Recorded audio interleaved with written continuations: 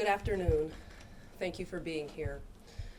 I'm here today first to once again express my condolences to the Brown family, as well as to Mr. Brown's friends and surrounding community that I understand are in a deep amount of pain over Mr. Brown's death. The loss of any life in this city is tragic, and for that, I want to express that my heartfelt prayers go out to them through this difficult time. Today, my office released a comprehensive report regarding our decision not to charge the security guard in this shooting with a crime. That report outlines not only the facts of the case as well as witness statements, but the law and how we arrived at our conclusion that we were unable to proceed with criminal charges. What we also released today included video surveillance footage from the Walgreens capturing the incident, body-worn camera footage from the officers that responded to the Walgreens and spoke with the security guard there at the scene, the police interview of the security guard handled by the SFPD homicide inspectors, as well as a redacted police report that contains witness statements of individuals who were present in the Walgreens at the time of the incident.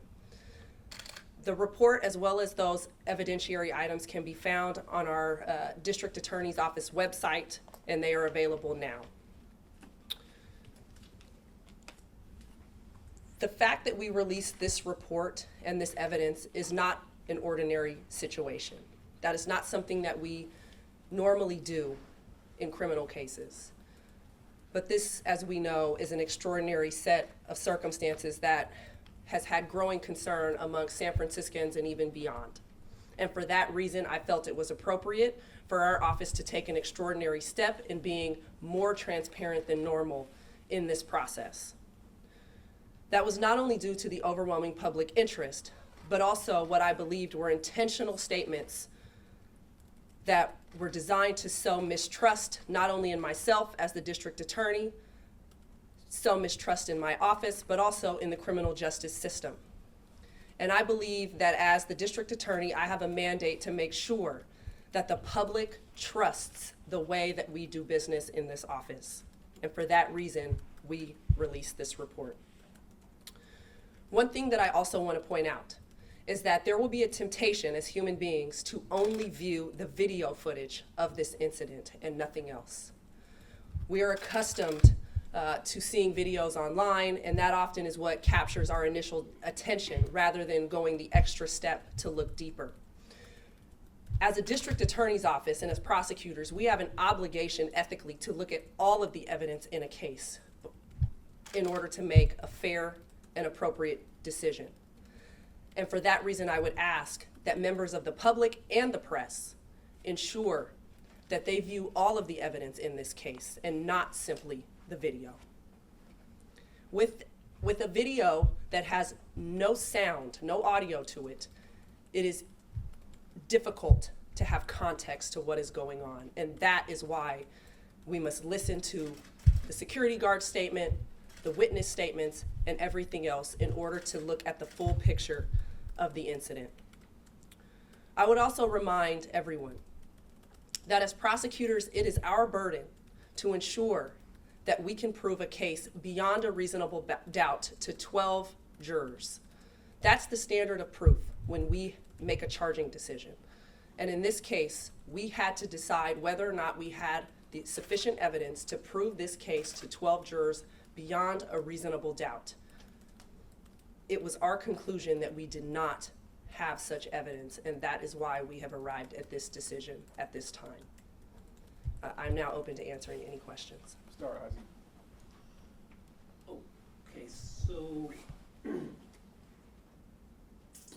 having seen the video, it's your position that the security guard had no other choice but to use his weapon at the time that we see in the video. So what I want to explain is that our analysis is whether or not he acted, one, reasonably under the circumstance, but also whether or not he has presented evidence of self-defense and whether we can overcome his articulation of his self-defense reasoning. And at this time, There is nothing to rebut his statements regarding the fact that he acted in self-defense. You mentioned to look at the entirety of the evidence. Obviously, the video is pretty compelling. What would you tell us to look at in this entirety of evidence that really came down to you figuring that this is not something that your office could charge? I mean, there's got to be 2 or 3 items in there that you're like, all right, we can't. So I first want to say that I understand the reaction as human beings that many of us who have seen that video now had. I shared in that reaction. But as I said, as a prosecutor, I could not stop there.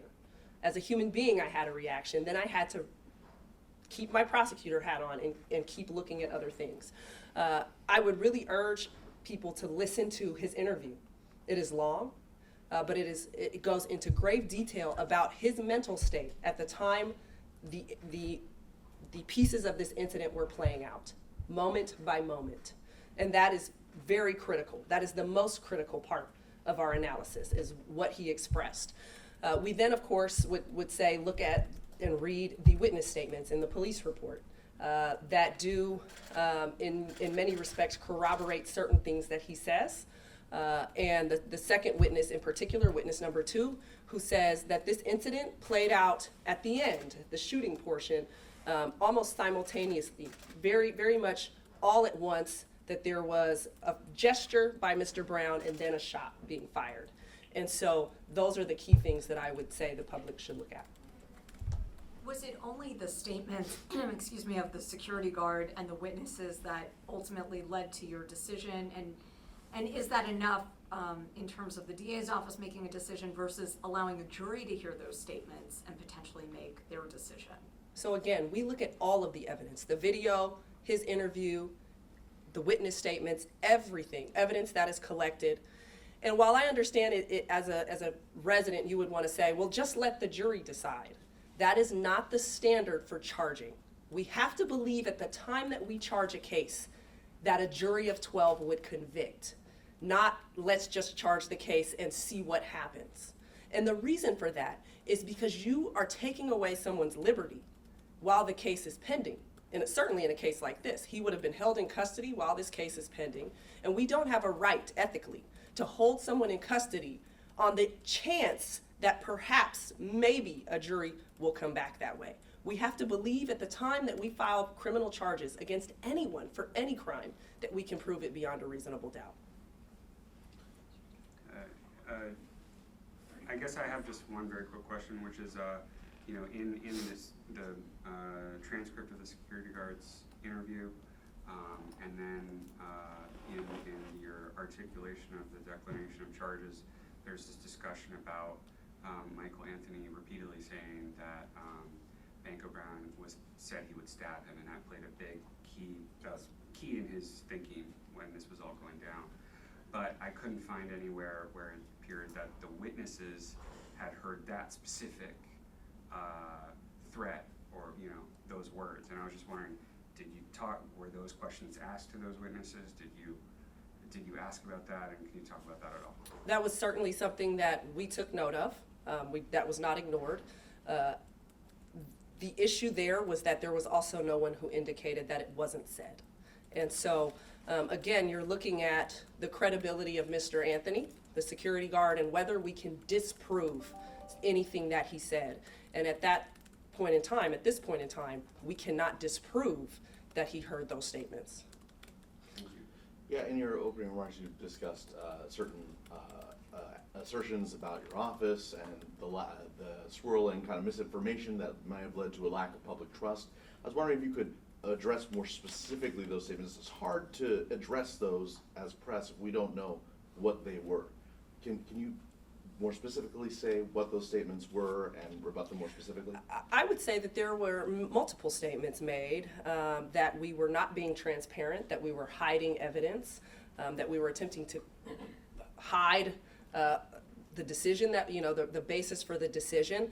And I've expressed since the very beginning, since May 1st, I believe, when we issued our first press release, that we would give more information to the public when we could.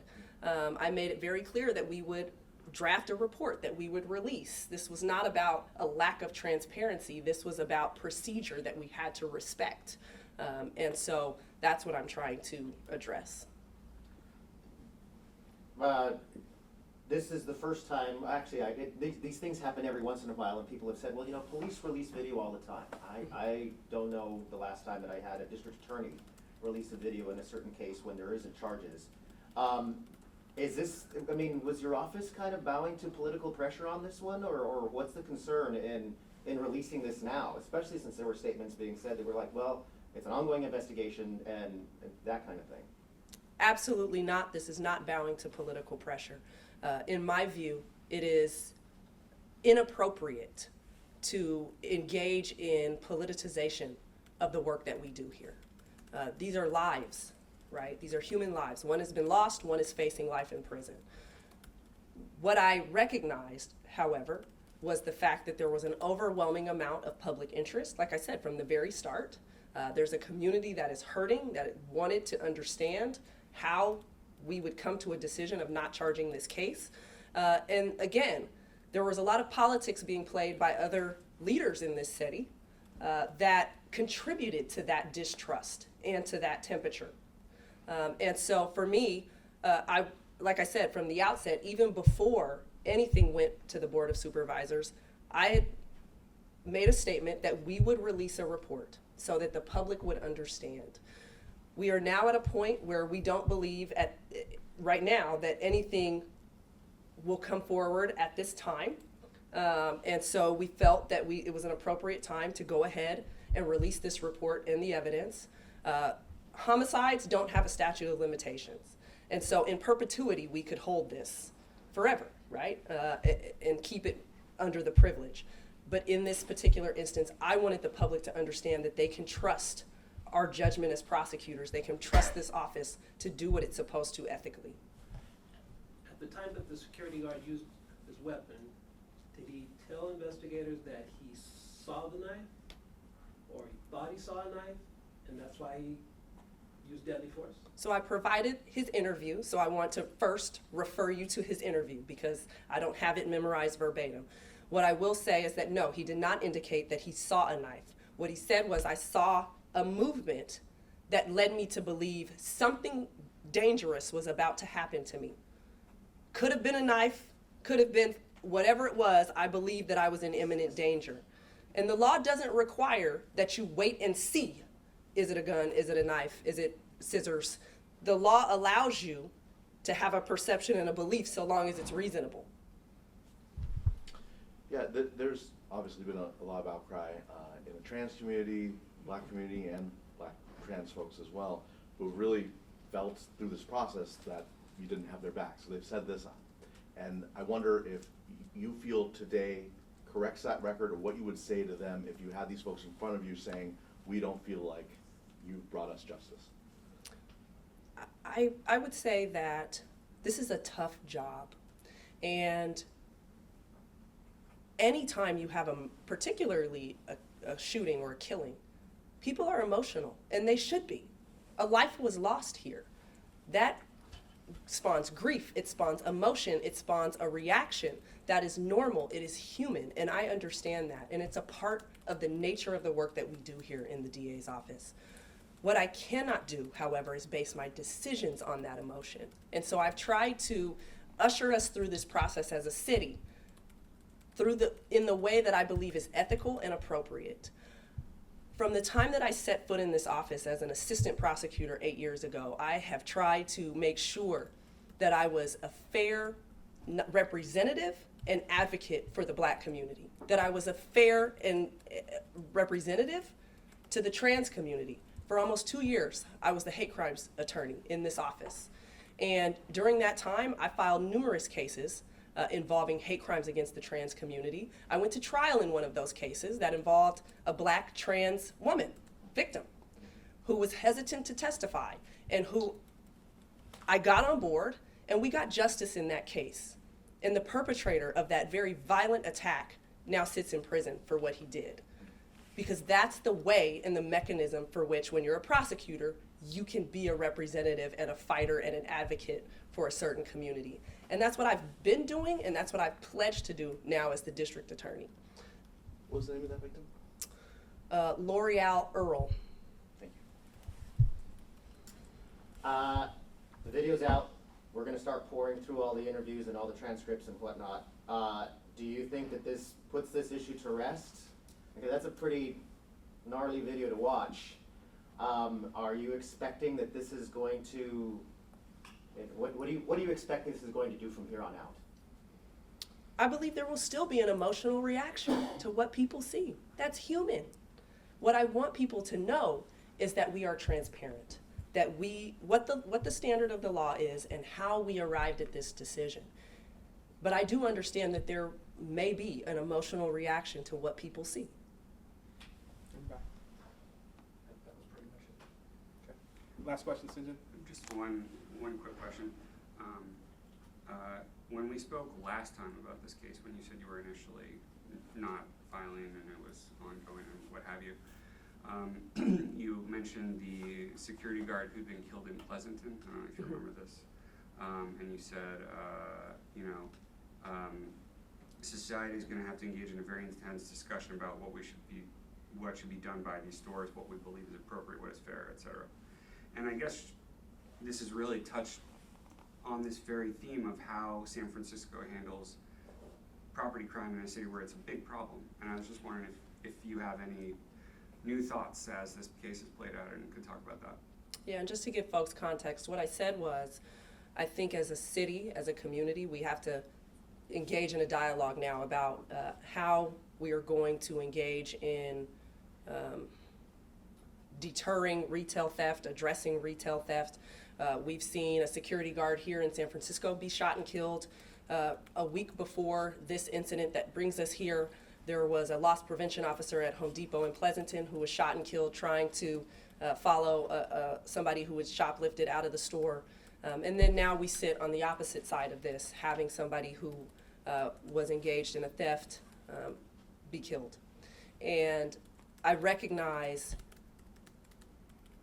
again, that we are at a critical point here in society, that we're going to have to figure out what we think is appropriate in the way that we deal with this retail theft issue.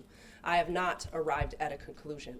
I do think it's a conversation that needs to be had amongst everybody involved, us as consumers, the stores, leaders. I think it's a conversation that had not been had yet about the serious implications of both unarmed and armed security, and I think it's one that we need to have at this moment. Thank you for coming, everyone.